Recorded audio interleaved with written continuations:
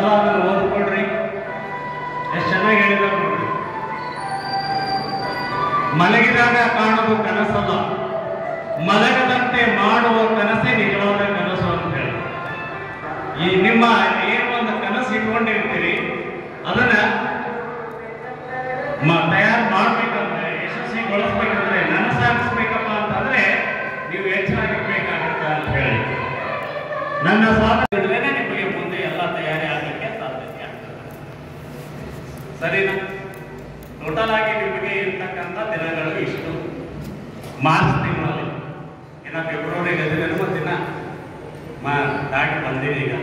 Okay, ಅರ್ಥ ಆಯ್ತಲ್ಲ? Okay, ಇರೋ ಒಂದು ಕ್ವಶನ್ ಅದ, ಇದಕ್ಕೆ ಬಡ ಬಡ ಆನ್ಸರ್ ಮಾಡಬೇಕು. ನಿಮ್ಮ ಉತ್ತರ ಏನೇನದ